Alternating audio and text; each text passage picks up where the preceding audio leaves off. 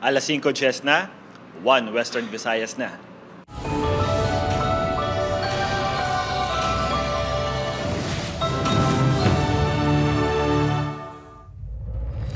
Mga balitang atong tutukan subong nga Lunes, pila ka barangay official sa Iloilo City pabor nga imbestigaran sa Commission on Audit ang mga infrastructure projects sa syudad. Infrastructure projects nga ginpunduan sa opisina sang Iloilo City Loan District Representative gin-request sang LGU sa COA nga imbestigaran. Kapulisan ginapaligmat ang publiko nga mangin alerto sa mga makawat subong nga Burr months. Ginabanta 6 kalalaki ng grumble sa service road sa Barangay Bulilao, Mandurriao. Nakuhaan sang video.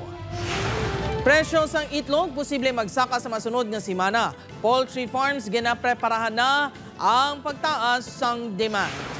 Kag ido nga si TikTok nga survivor sang animal cruelty napatay matapos mabungguan sa salakyan sa Bacolod City.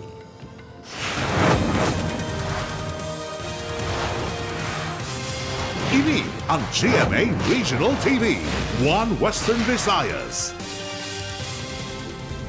Mayong hapon Western Visayas kag Negros Occidental, imbestigasyon agwad mahibaluan kung may anomalya sa pila ka infrastructure projects nga ginpunduan sa opisina sang Iloilo City Loan District Representative gin-request sang LGU sa COA. Kongresista nagpabutyag nga handa sa ipatigayon nga imbestigasyon. Si Kim Salinas nakatuto.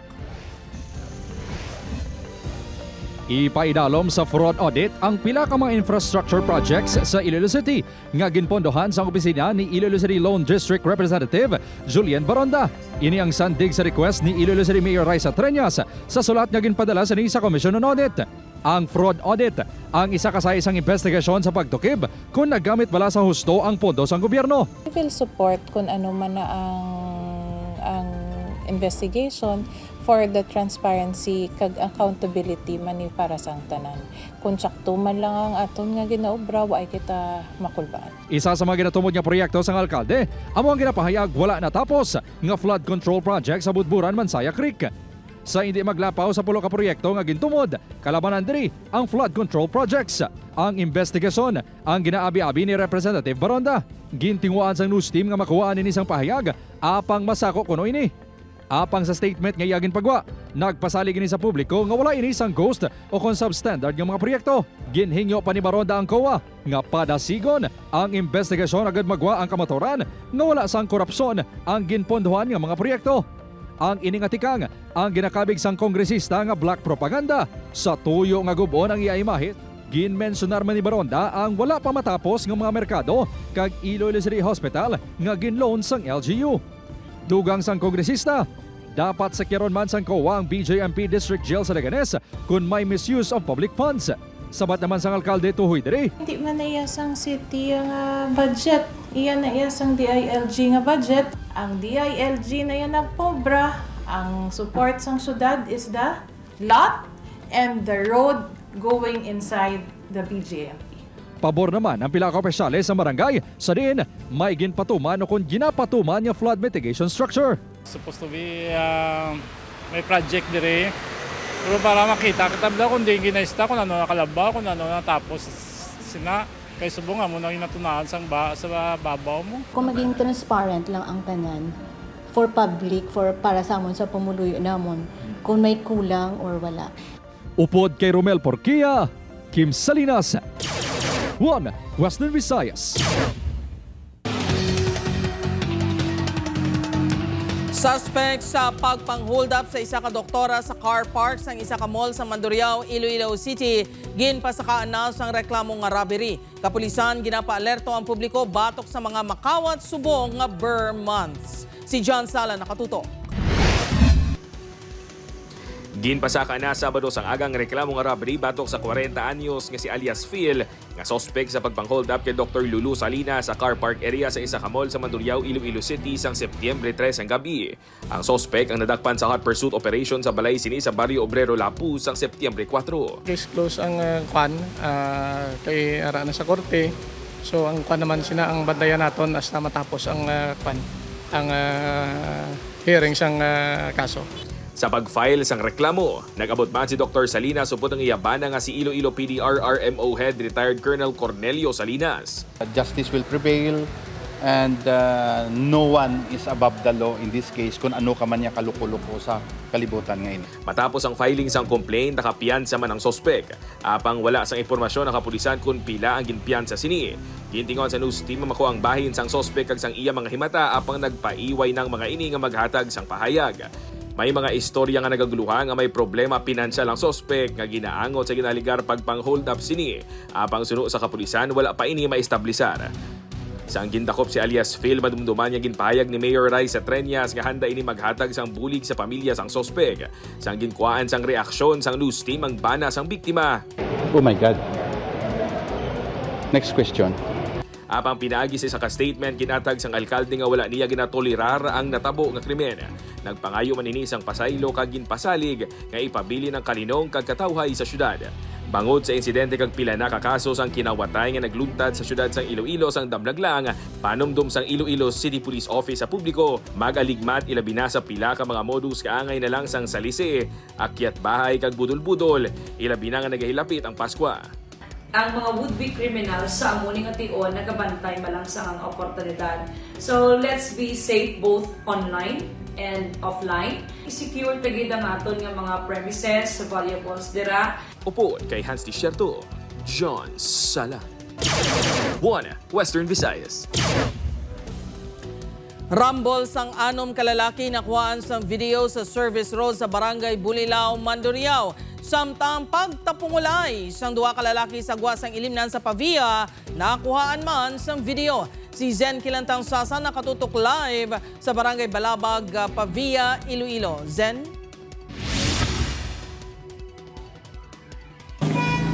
Jerk, duha ka separado nga rambol ang nagluntad sa syudad kag probinsya sang Iloilo nga ginatutukan na subong sang otoridad.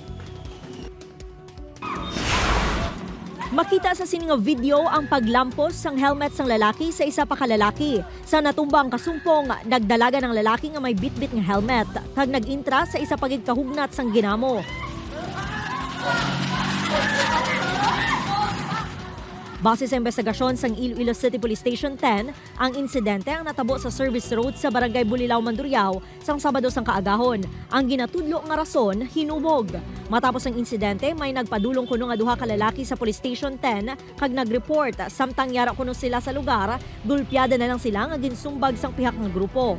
Ang isa na kakwan, nagpa-blatter dito.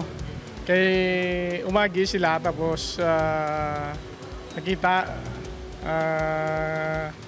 hindi lang tarang kumakuan ko na, ginalinan, sinumbag, muna nga, kay kamotor sila mo. So mapauli na sila, kay taga-Bulilaw man to. Ginahibalos ang kapulisan kung bala may daan nga hiligot-anon ang magtimbang ng grupo. Natala na ngay patawag sang kapulisan kag sang barangay ang mga imbulbado. Nagpasalig ang barangay nga mas pasang karon pang ila pagronda sa lugar.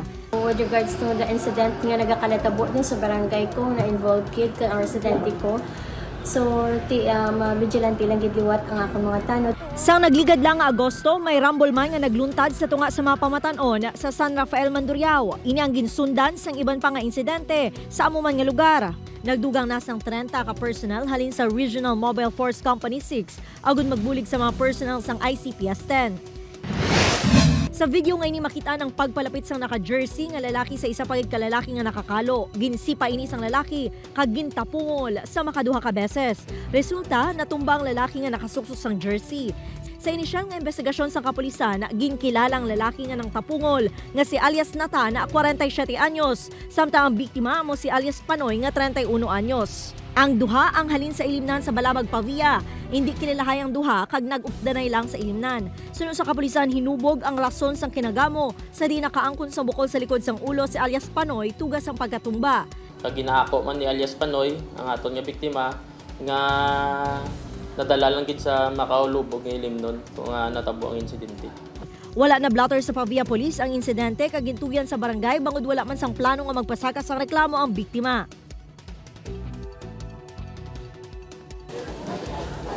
Jerk, gina-identify na sang barangay officials ang duha ka mga lalaki agud mapatawag kag maareglo sang barangay para hindi na masulit ang insidente. Jerk? Madamo gid nga salamat sa detalye kapuso Zen Kilantang Sasa. Para sa dugang nga mga balita sa Negros kag Panay, mangin kaupod ta si Adrian Prietos. Adrian?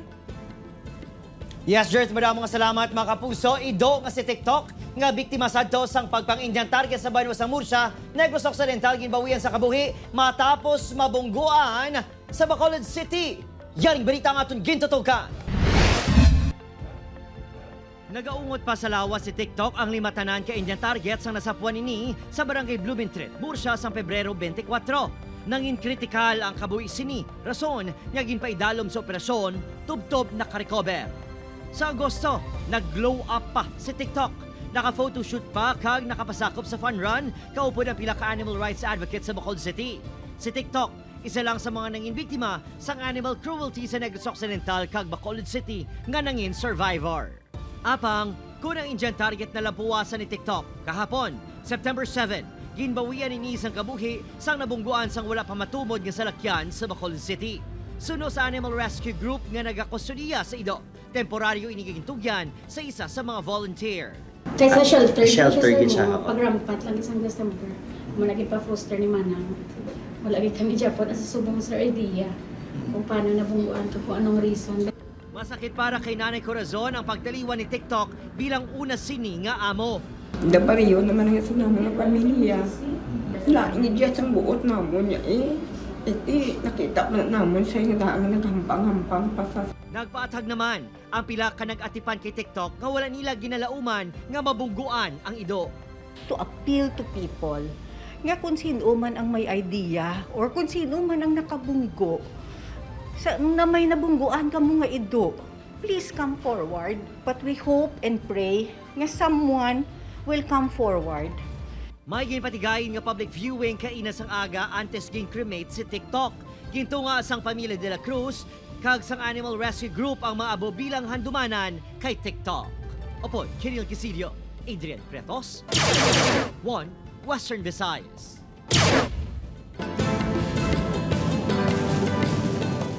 Mga kapuso, presyo sang itlog posible magsaka sa masunod nga semana bangod sang ginatanaw nga pagsaka sang demand subong nga Burr months. Sini ang gintutukan ni Zen Kilantang Sasa. Sa tion nga magsulod ang Burr months, amat-amat man nga nagasaka ang presyo sa mga balaklon. Isa na diri ang presyo sang itlog. Sa Pavia Public Market, ginabanta nga magasaka sa 20 tubtub 30 sentimos ang presyo sang itlog sa masunod nga semana. Ang trade daan tag 3 pesos. So itakop mo 6 pesos na. Ala lang iba ng daan nga customer maayo 5. Hindi na namon ipatong ang 6 pesos ay hindi sa ilaman. Kung sang una, isa ka tray sang itlog ang ginakonsumo sang pamilya ni Manang Donna kada semana, subong mas nagnubo bangod nagakinot na sila. Pang-adlaw-adlaw. Siyempre mahal man gid ang balaklon subong man, di mamanigar nga mahal na gid man.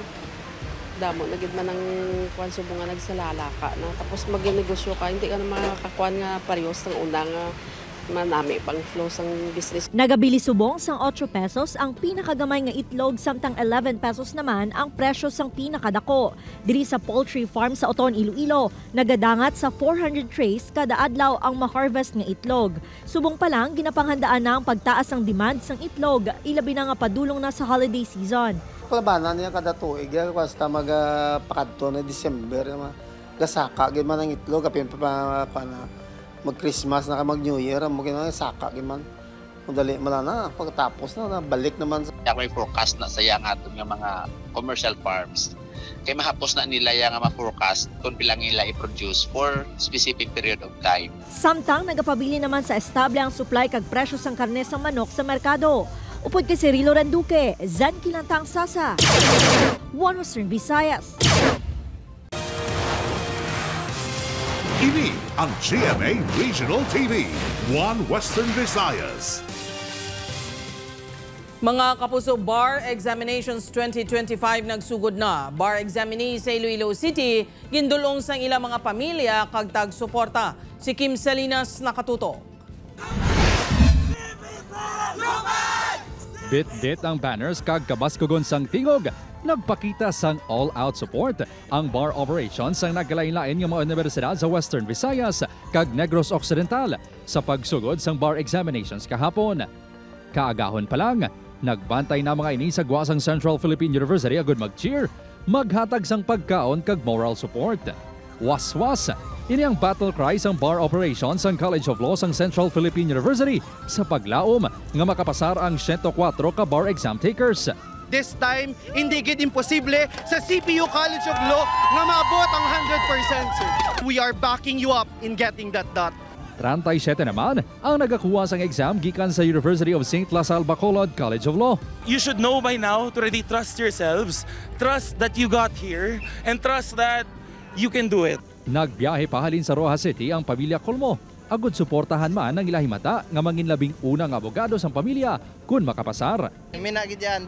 Actually, masking nagkuha sa sang IT nga course, pero nag-proceed gid sa nga makagraduate sa political science para maging lawyer. Out of boredom naman kuno ang rason sang anak sang lalaki sang 64 anyos nga Eloy kun nga nagkuha sang abogasya. So every semester ginapray man iti kun hindi para sa iyang law school, dapat mabagsak na siya. Di siya siguro para gid man ko kahit wala man siya kuno sa dire-diretso.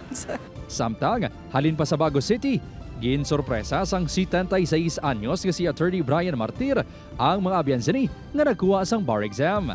He was so very happy, and then we hugged each other.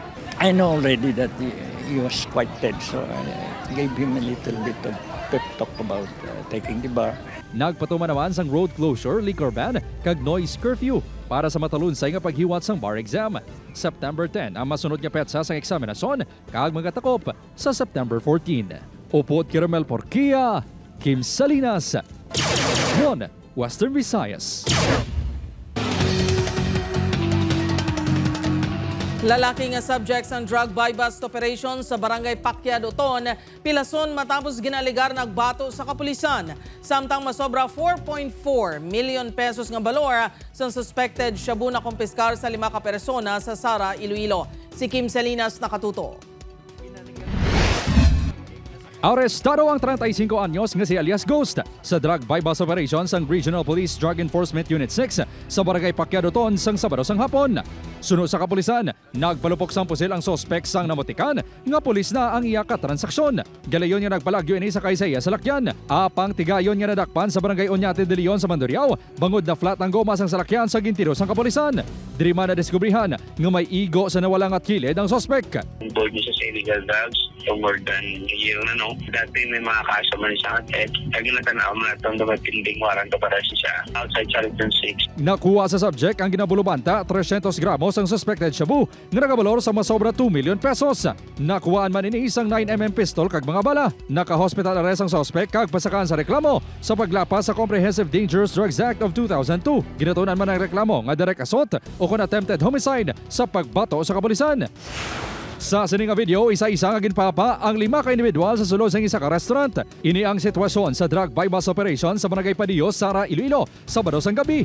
Nakuha sa mga ginaresto ang masobra 4.4 million pesos nga balor sa illegal nga droga. Main subject sang operasyon si alias Brock, 36 anyos, residente sang Barangay Bangkal, Carles.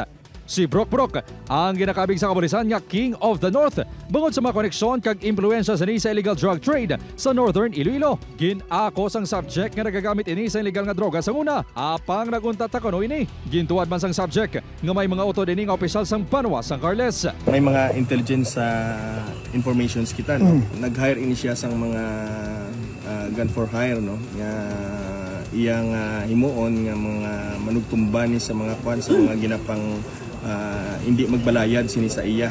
Gina-meeting niya sini ang iya sini nga mga drug pushers no nga ang pag-operate. Ginatungan pa sang news team mamakuan sa pahayag ang mga himata ni alias Brock. Ako kapag iploy lang ko sa inyo, wait sa sala sini. Stay air ang kadto ko di. Even shabu wala iko yung dala. Upod Kiramel Porquia, Kim Salinas, 1 Western Visayas.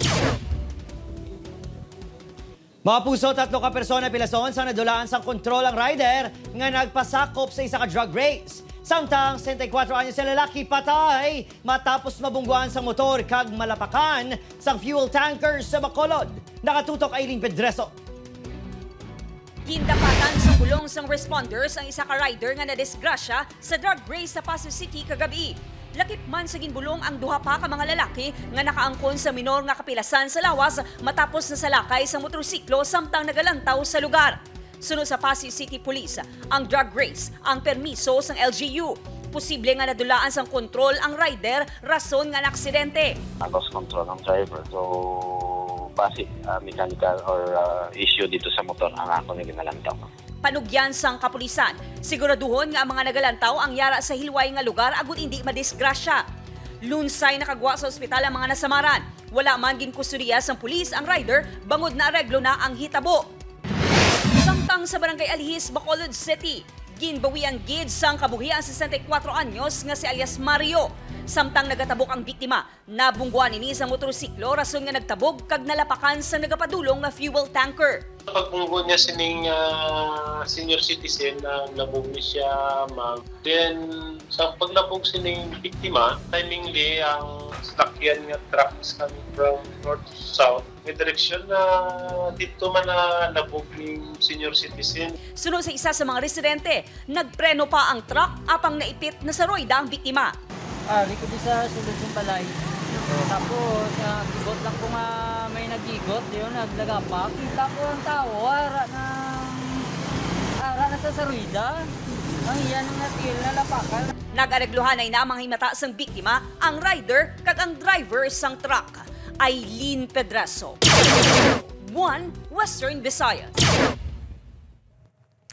Mga kapuso kaadlawan ni Virgin Mary, ginasaulog sa mga Katoliko subong adlaw. Suno ka Archdiocese of Haro Commission on Social Communications Director, Reverend Father Angelo Colada, ang birthday ni Maria ang nagasimbolo sang Dawn of Salvation ukon na pagpamanagbanag sang kaluwasan. Importante nga sa ulugon ang kaadlawan sini bang nagahatag si Birhen Maria sa paglaom sa promisa sang Diyos kung sa diin ang manluluwas nagkarina. Pinaagi sa kabuhi ni Maria, nagapakita nga ang tagsa-tagsa ang may misyon sa kalibutan. Isa ka Archdiocesan gathering ang ginhiwat kaina sang aga sa diin gintambungan sa mga deboto. Samtang ginpatigayon man ang Grand Marian Procession kag ginpasundayag ang mga imahen ni Maria. So it is about her role and her purpose, no? I think of course everything naman about Mary is always directed to Jesus.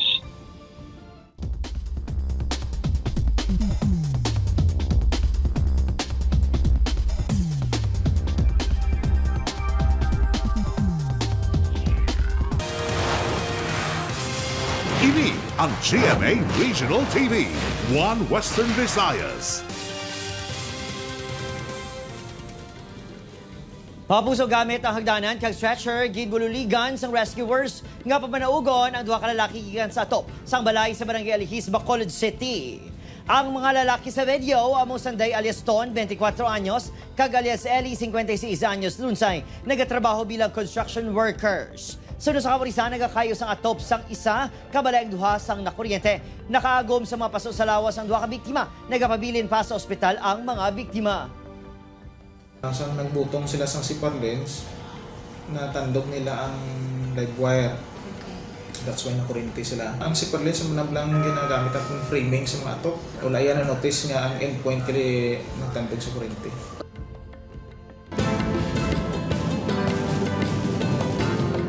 Abiso sa mga kapuso tang motorista, maghingagaw na sa pagpatughong subong adlaw bangod buwas. Magasaka naman ang presyo sang gatong. Piso kag 40 sentimos ang igasaka sa kada litro sang presyo sang diesel. Ang gasolina magasaka man sang piso kada litro. 70 sentimos naman ang igasaka sa presyo sang kerosene. Buwas sa aga September 9, igapatuman ang oil price hike.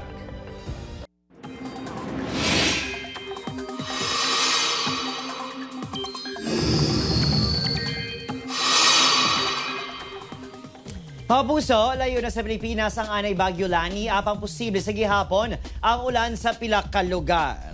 Bukod ina sa easterlies ukod ang mainit nga hangin nagikan sa Pacific Ocean. Magalumon nga kalangitan kag lapta-lapta nga ulan ang dalas ng easterlies. Base sa datos sa Metro Weather, dakong syansa nga biluga adlaw ang ulan sa Western Visayas. Posibleng mabasog nga ulan sa pinakabahin sa Iloilo, Negros Occidental kag Capiz. Posible man ang ulan sa iban pakabahin sang pungsod. Mga puso-ari naman dapat bantayan sa Encantadia Chronicles Sangre. Sa pag-abot ni Tera sa Encantadia, ano bala ang nagahulat sa iyang misyon? Paano bala siya buligan sa mga bag-o nga abyan? Anong plano ni Mitena bato kay Tera? Bantayan inatanan sa Encantadia Chronicles Sangre 8 p.m. pagkatapos ng 24 oras.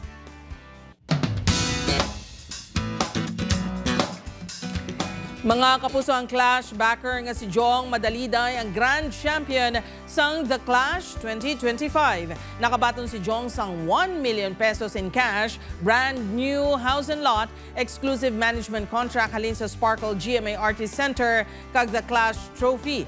Full circle moment ini para kay Jong bangon sa first season sa singing competition, nangin runner-up siya.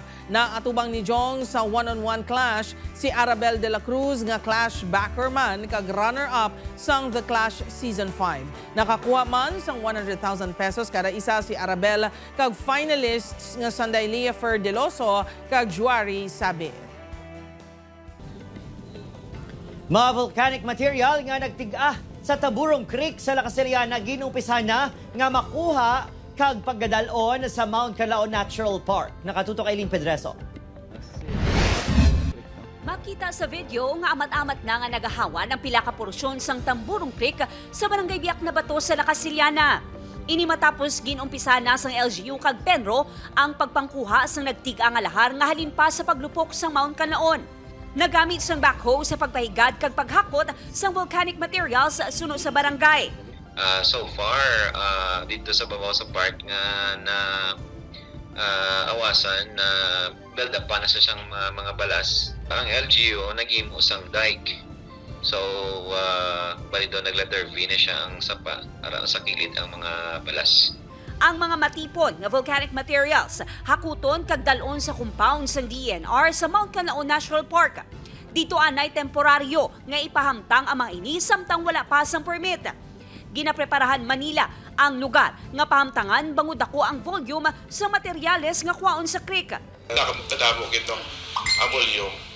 I've heard about mga 60,000 cubic meters minimum. Concentration natin is within the Tamburong Creek, no? Dira na siya kay daw dira ginang kag daw ka gamay ang aton binga box culvert dira mo. So hindi masyado ka flow ang ano. Wala pa nalabot ma'am ang dalom. So para pa lang sa tunga-tunga. Way pagkain na tunga ang so ang amon gidya gusto is damo gidya tani. Nagpaina ang probinsya sang 1 million pesos nga pondo para sa gatong sang dugang heavy equipment nga ipadala sa lugar. Aileen Pedreso, 1 Western Visayas.